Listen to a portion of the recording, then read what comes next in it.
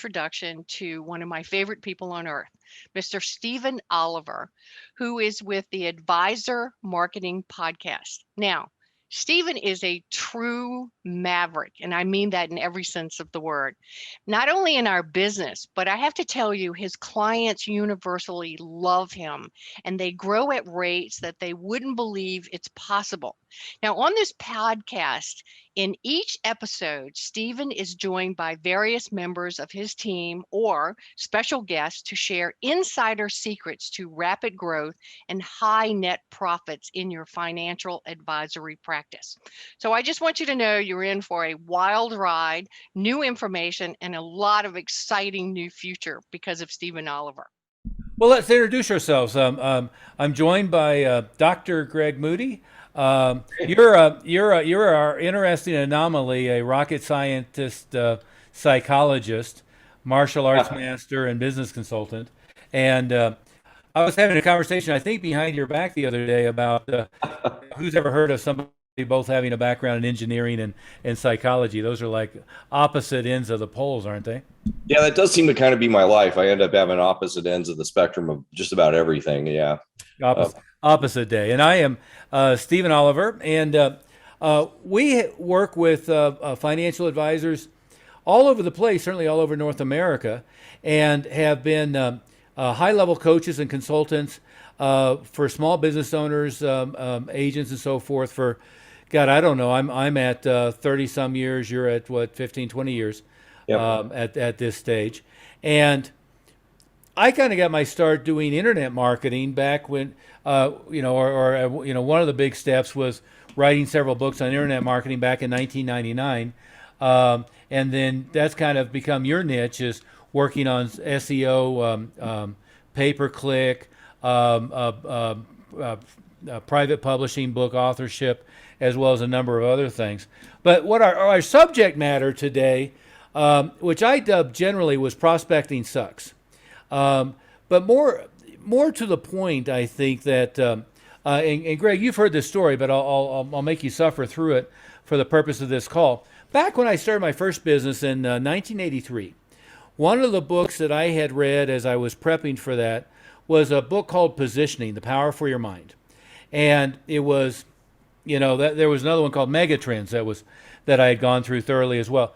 But the positioning book was all about how in all of your marketing, you've always got to be positioning yourself in the right place in the marketplace.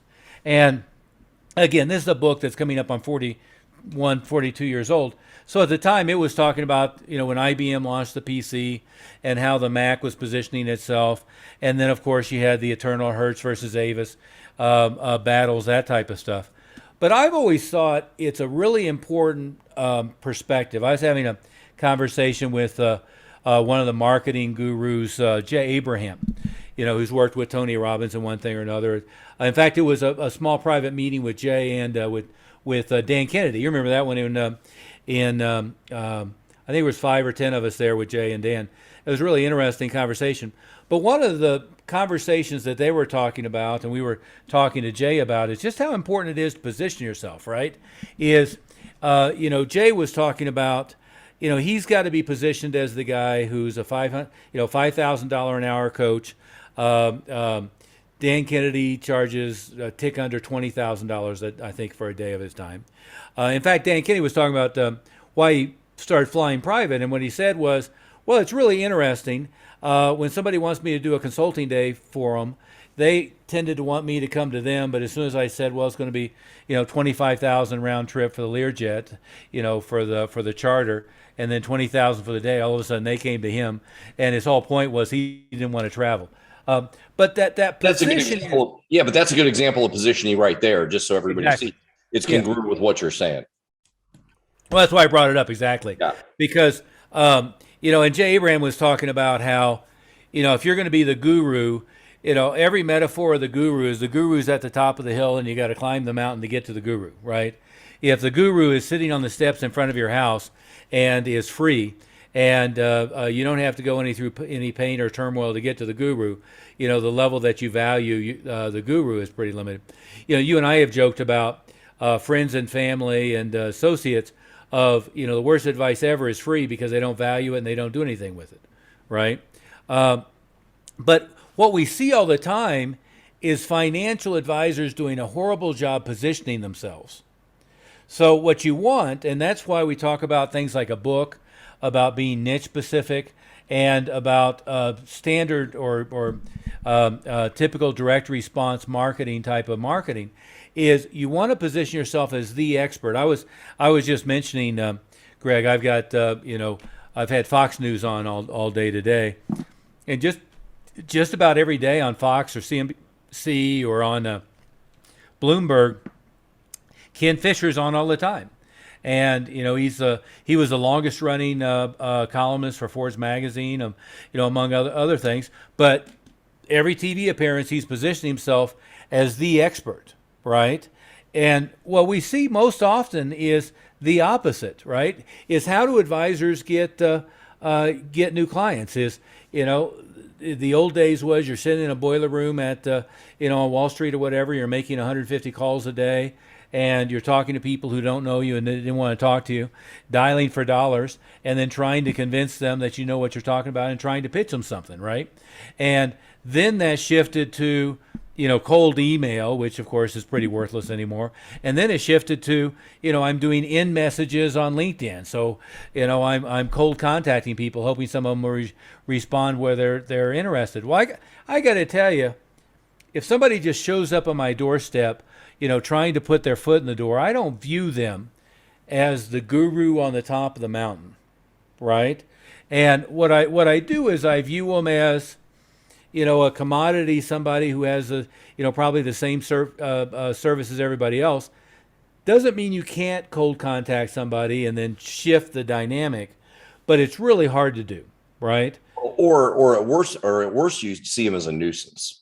Right. Which is I think where a lot of the marketing, I think people feel like for them to get to their clients, they've got to be a nuisance to most and a mediocre to most of them. And maybe once in a while, somebody will think that they're an expert, but why? And you said it really well a bunch of times. It doesn't matter, you have an MBA, have a PhD, but it doesn't matter how many letters are after your name, unless there's a reason for somebody to pay attention to you as the guru. There's not real, you're going to look like everybody else. You can say CFP or you're an RIA or you're whatever. If you just look, there's a lot of other people that look just like you. Yeah. You have to somehow be different, and that's part of positioning. And you have to be important. That's part of positioning. And to position yourself as the guru, you want to be hard to get to, or perceived to be hard to get to. You want to have your time blocked, rather than they can just pick up the phone and contact you anytime they want. You want to put your requirements on them of what to do, not you. They just tell you what to do and you're a functionary, right? So you don't want to be an order taker. You don't want to just be a functionary for them. But more importantly, I think let's talk about, the prospecting sucks piece of it is the standard direct response type of marketing that we teach people to do, right? Is you run an ad on Facebook, you do a piece of direct mail, you run an ad in a newspaper, you run an ad on TV, you've got a talk show on TV, or you have an ad running on LinkedIn. All of them have the same purpose, which is to get somebody to raise their hand, right? And typically it's going to be a drive to an offer such as for a free copy of my book on blank, for a free copy of our special white paper on the new tax law, for a special, a copy of our free report on blank. It's going to be something where it's either free or paid, but you're getting them to raise their hand that they're interested in your topic of expertise, right? That's what we use things like books for very effectively. I've got a whole shelf full of the stuff that we've done. But you're running an ad somewhere, maybe it's an ad on LinkedIn, but the call to action is raise your hand if you'd like this book. Raise your hand if you'd like this report. Raise your hand if you'd like to participate in this webinar. Raise your hand if you'd like to participate in a small Zoom meeting. Raise your hand, right? You can go on and on that list. And then what you get is you get somebody to raise their hand, and metaphorically, because what they do is they either pick up the phone or they fill out a form. When they fill out the form, we get qualifying information, screen them, And then the ones that qualify for what we're looking for, we continue to educate them. And then we move them to the next step of them scheduling an appointment to meet with. And my preference is they meet with a screener. We don't call them a screener, but they meet with somebody who's going to see if they qualify. They're going to do, I'll talk about it later, Dr. Hoffman, they're going to build you up, which is, again, the first place you want to have somebody as staff is somebody to screen and schedule appointments for you, right? So they build you up. They educate the person about how valuable your time is, how knowledgeable you are, and then you move them to that next step. What would you add to that?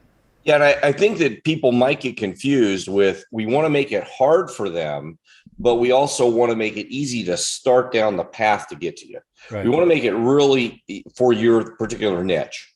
And for whatever your niche is that you want to market to, and sometimes people are a little too broad there. They say, we want to, market to everybody. But let's say anybody 50 to 60 who has $500,000 or more. Right, exactly. Or sometimes I want to market to everybody. I want to work with everybody, and that's kind of a non-starter. You'll have some trouble with that. But let's say we that's not our topic for today. But we want to make it easy for them to start down the path to get to you. But as they move down the path, they're going to be more and more and more intrigued by working with you, and they have to go through some hoops to get to you. Those hoops are going to be compelling and interesting hoops, so that as they move down the path, by the time they get to you, they're going to be super excited. They're going to be pre-qualified. They're going to be educated. They're going to be really easy to work with, and it's going to make you look like somebody of value and somebody that has authority. Because who else would you want working or helping you with your money? You don't want somebody helping you with your money that's just like everybody else, because then they might as well just walk into an Edward Jones or walk into a Fidelity. There's a Fidelity building over here next to me. They might as well walk in somewhere. Or they just might as well robo-advisor it. And exactly, do it themselves. Why shouldn't they just do it themselves? I mean, what difference does it make? You can do it. There's plenty of TV ads. I mean, they can do it, on their phone. Why should they walk anywhere? So why should they talk to you versus somebody else? We want to make it compelling that you're different. And that this is a way to do that. Otherwise, you're going to be just like everybody else, and basically you're nobody then. Yeah. And that's what we generally see is, I want to get more traffic, and the traffic is just this spread of nobody.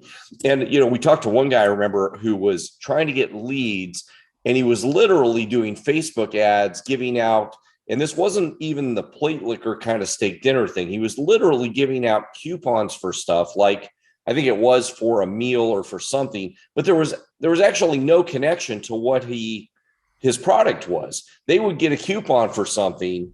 That was his qualification. They didn't go to the event. They didn't go to the event and hear from him. He would just then call them because they responded to his ad. There's no connection there to the marketing or to some moving up the path towards him being a guru. It was just unrelated bribe. It was an unrelated bribe. And it was just insane. So there's so much disconnected marketing happening that doesn't move them along this certain path. So I think there can be some confusion about, well, I'm giving them something for free. Isn't that, how does this work, and how does this connect along this path to them being a guru?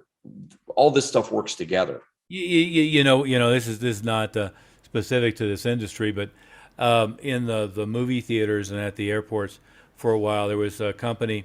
And I forget what they did, but what they do is they put a motorcycle out there with a lead box. Yeah. And it was, enter this drawing to win this motorcycle.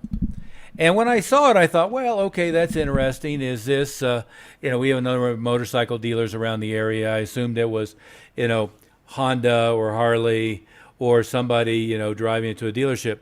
It had nothing to do with the motorcycle, right? It was... I filled out the deal trying to figure out what their marketing thing was. It was, I think, a windows company, a blinds company or something. And I'm looking at that going, what does this possibly have to do with the logical connection, right? I understand exactly what you're saying. It's just crazy. You always want, what they're raising their hand for is to express interest in what you're an expert at, right? And then share with them elements of your expertise. Now, what we will typically do for an advisor is things like, help them co-author a book, help them put together their own book as one step of that expertise. Maybe a series of reports, and frankly, it can be, as we just did, you create the book and then you chunk out all the chapters as special reports, and now we got 5 reports in a book, and do you want this report, and the next offer is this report, next offer is this report, and then it's the book. And then oftentimes what I mentioned, Dan Kennedy, what in their realm would be called a shock and awe box, but really it's just a package that builds credibility for you and your company, right? And it could be 3 levels. I mean, it could be building credibility for you, building company for the RIA that you're working with, and building credibility for whoever if you're working with LPL or you're working with Schwab or whatever. The higher level is building credibility for all of that. But what gets missed is the individual advisors aren't doing a good job of differentiating themselves. It's just everybody is look-alike. And they're not doing a good job of doing anything. I keep hearing people repeat back the number of 10, 3, 1. 10 people who I get hold of, express an interest. 3 of them I have conversations with. 1 of them myself. Well, our closing ratios tend to be more like 80%. But the reason they're 80% is by the time they get to the advisor, they've had a whole bunch of different steps. They already have a level of reverence. They have a little level of respect. They've already convinced that you know what they're talking about. And frankly, they're working a little hard to get to you, as opposed to you're begging them for their business. Well, I think and we also want them the message speaks to them. Yeah. Because it's going to speak to them in their niche that they're working with. It's just not you happen to be smart and that's the end of it. It's going to be connected to what they probably want to. You're one of them. Right. Yeah. So again, I mean, think of the two concepts that may seem distinctly different, but they're not. One is positioning. You want to be the guru at the top of the mountain that is perceived to be hard to get to, that they have to jump through hoops to get to.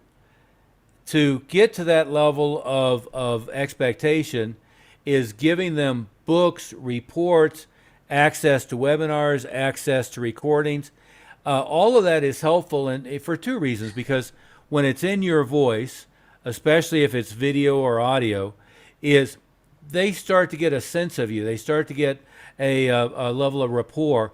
And again, we have videos that 1,000 people have seen it, and that when we ever talk to them face to face, they go, "Oh, I feel like I know you already. I've been listening to you, and I know about your quirks and different things." Well, that's by design. It's a matter of building that relationship, but also setting it on a pedestal so that they see expertise. The other side of the prospecting thing is, it's again, to me, it's an anomaly, because it really feels like we're in an industry where most everybody has been set up to fail. And so you were talking about that a minute ago of a company that recruits a whole bunch of engineers. Yeah. And then I don't know what the failure rate in that case. A couple big companies I work with, do a ton of really effective college recruiting. But my guesstimate is, their failure rate is at least 29 out of 30, and probably more like 97 out of 100 that never make it past the second year. Just a super high attrition rate. Hell, your odds of getting in the Navy SEALs are higher than making it as an advisor. You know that article I showed you just recently, Bank of America. They were trying to solve their attrition rate by making their processes dumber. Rather than making their marketing better. Remember that? Yeah, that's exactly wrong. Yeah. Yeah. Yeah, you don't want to make it where people who are less competent succeed more often. But what you do want to do is, what you should do, and again, very few of the companies do this, the big companies really should be doing direct response marketing and then feeding their advisors traffic. And pretty much anybody you work with, if you're watching this, you probably have no support in that direction, because that fits the vast majority of the industry. And by the way, their marketing department tends to be, remember we had this conversation about one of the magazines. The big company's marketing department tends to be fairly recent college graduates who got a bachelor's degree in marketing. Greg, from our experience, what does a 27-year-old who is trying to market to 50-year-olds with $1 million or more in the bank, what do they know about marketing if they came out with 120 credit hours, from Northwestern or wherever in marketing? Yeah, just about zero. Yeah. In fact, I would say it differently. I would say they know things that are counterproductive, Right. that are going to use up a lot of money and end up getting them nowhere, unfortunately. And that really is tragic. Well, I'm going to butcher it. That old Mark Twain quote is one of my favorites. And it's not what you don't know that gets you in trouble. It's what you know for sure that just isn't true that gets you in trouble, But right? you know for certain it's just not true. Yep. Yeah. And, I did my MBA and had most of it be focused on marketing. And in this case, I had a professor who was great. He was a venture capitalist. He had been involved in the Coors Silver Bullet campaign and passport radar detectors and one thing or another. But still, the academic foundation of marketing is not out in the out with your up to your neck in alligators trying to make a sale. Right? I don't trust anybody marketing who hasn't been belly to belly, face to face making sales and isn't being held accountable for generating leads and generating appointments. And again, you can go through the marketing department of almost all these companies, and the people who are doing the marketing are doing image advertising. They're not doing direct response. And frankly, then they become the gatekeeper for what the advisors can do. And then the same person vetoes all the stuff that would work well, which is the other irony of it is you end up, Bill Glazier, Dan Kennedy's partner for many years, he used to call it the sales prevention department. And that's exactly what it is. But anyway, we'll wrap up here pretty quickly, but the starting point is always looking at who you want to target and then getting out of cold prospecting, because cold prospecting only sets you up for positioning yourself as not very special, not hard to get to, certainly doesn't set you up as the expert. What we want to do is flip it, where we're doing community marketing or referral marketing, host parasite marketing, circle of influence marketing, to use a different term, where either we have a perceived expert who's putting us on the pedestal and telling them that we're the expert, and then getting a way for us to raise our hand. Talking about Dan, I was listening to him with an advisor recently, somebody that we know, he had gotten with a gentleman who was like we are with various niches, but he was an expert to dentists, teaching dentists how to maximize their practice.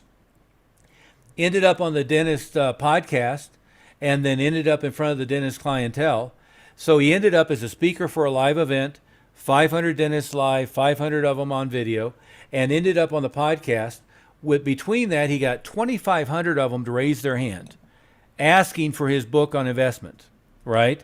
And really, it was the same book he had already put together that he'd been using for years. He just changed the title, from retirees to dentists, right? And they raised their hand for his book. He got 2,500 to raise their hand, and in the first month, he added 25 million in assets under management. And plus, that was from of the 2,500, I think that was out of 40 of the dentist. And so he's got another 2,455 dentists to work with, right?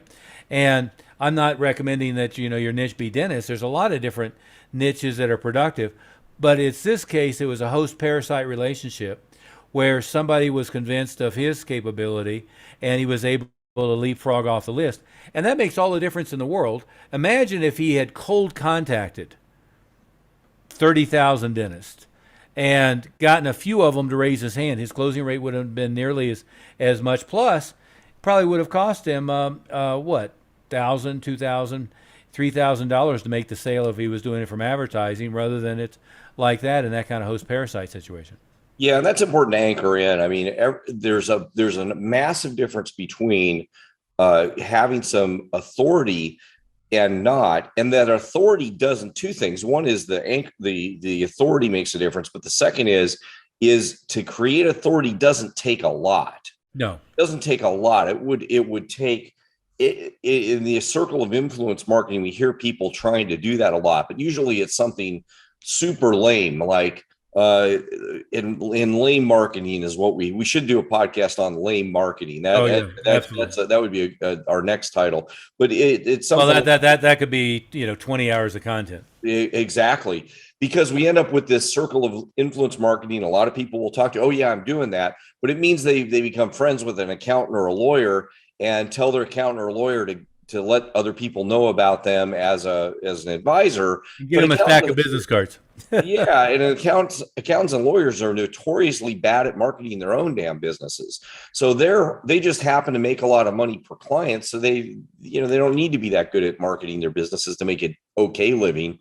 They should be much better at marketing their businesses, but they suck. So what happens is that is not effective or lucrative circle of influence marketing. It needs to be done much better. And there's multiple ways to do that so that you can be seen as an authority. All it takes to be an authority really is somebody saying, hey, you're really good, and in front of a group, and that makes you an authority. That's a simple example. And there's many, many, many more ways to do that. So, and I think for a lot of people also listening to this podcast, you might be a single person in your small operation. Maybe you just got started and you may be thinking, well, I can't do that. I know these guys are saying that, but that's for the bigger guys or the ones that have a lot of experience or the ones that this.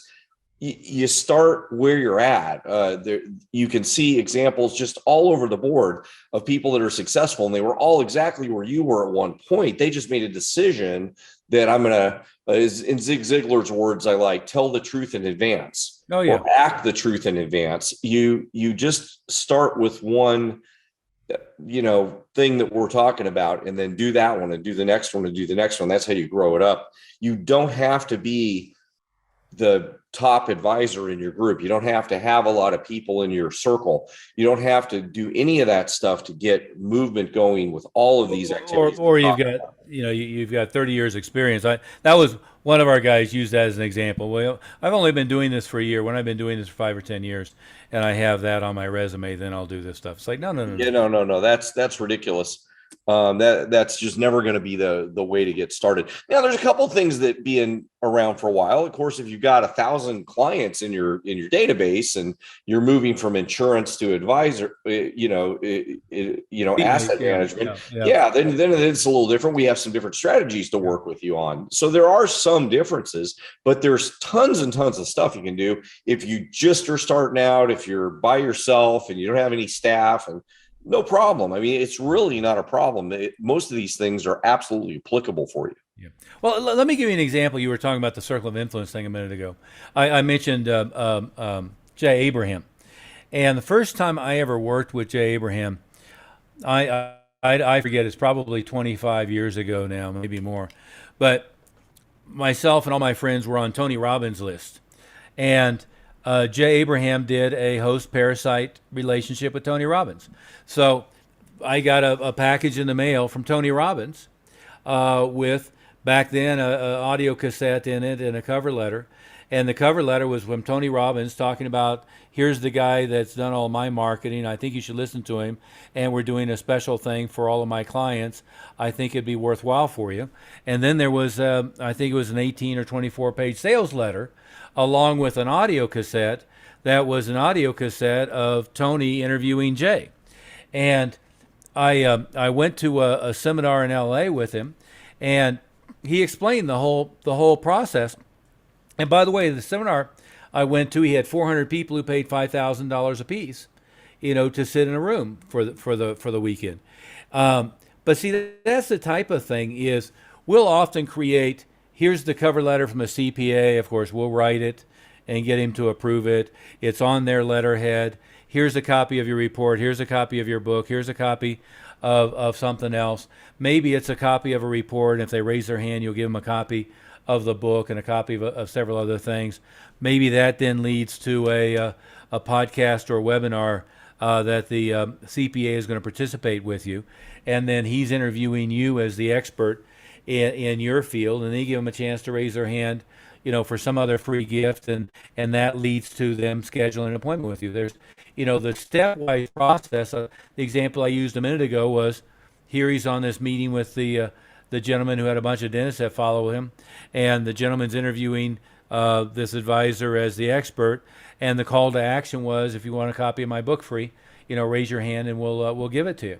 And that, that paid for itself in the first month. And then he's got enough prospects to probably work the rest of his life, to tell you the truth, if he does a good job on that, much less everything else that comes out of it. But yeah, absolutely. Greg, let's summarize, because we're about out of time, is the worst position in the world to be in is you're doing cold outbound phone calling, you're doing cold outbound LinkedIn messaging, you're doing cold outbound email, and you're being perceived as a pest. And it puts you in the situation of you're the same as everybody else. The better position to be in is you're the guru on the top of the mountain, that they have to work their way to get there. But the way you get to be that guru in their eyes is reports, webinar, video, podcast, local or national TV appearance, taking somebody who already has a relationship and an expert relationship with an audience and having them say that you're an expert. And that can be as simple as, the local Porsche dealer was one of the ones that we did with one of our clients. It can be as simple as something like that, or it can be somebody who's a coach for neurosurgeons, doctors, general contractors, etc., and getting on top of their relationship, or having, doctor, lawyer, accountant, lawyer. The thing you said a minute ago can't be emphasized enough. The number of lawyers who are good at selling themselves, much less any other people, could probably be, counted on one page in the country. And the same thing is true of CPAs. So you've got to do it for them, not expect them to pitch you. Well, the authority building isn't because you've got more letters behind your name, and it isn't because you've been in the business 30 years, and it isn't because you're whatever. There's nothing because you've already got enough of it now. It's because you're doing these other things on the list and getting in front of people that matters. And we've got more on the list that you can do, but that's what matters. Yeah. It's like a lot of people would like to be the best, I don't know, whatever, gymnastics instructor, but the best gymnastics instructor in the world's probably in a cave somewhere and nobody knows about him. But whoever is the best is probably doing the best to market themselves. Yeah. And there's a lot of it. There's examples of that everywhere in the world. You're not going to be the best. People aren't just going to come to you because you're the best. You have to show that you're the best authority by these other pieces. Well, you could go through the list. Does anybody think Dr. Phil is the best psychologist? Yeah, that's for sure. That's not true. Yeah. And Sue Zorman, do you want Sue Zorman and, God, what's the other guy's name? It slips my mind at the time. Do you want any of the, or the Mad Money guy? Jim Cramer. You don't want any of those guys actually managing your money. They don't know what the hell they're talking about. But they've positioned themselves where they have a huge following, and they've put themselves on a pedestal, and they're creating, 7-figure, 8-figure incomes from doing that. And it's true in every, when I was first, years ago, when I was first working with Tony Robbins, I was doing a lot of neuro-linguistic programming training. Everybody in the neuro-linguistic programming community hated Tony. But they hated Tony because he was bringing in more revenue than all of them combined, probably times 10, right? And they were busy telling everybody how he wasn't really as good as he, claimed to be in one thing or another. And the funny thing was, if you said in any of his seminars, he didn't claim to be the expert.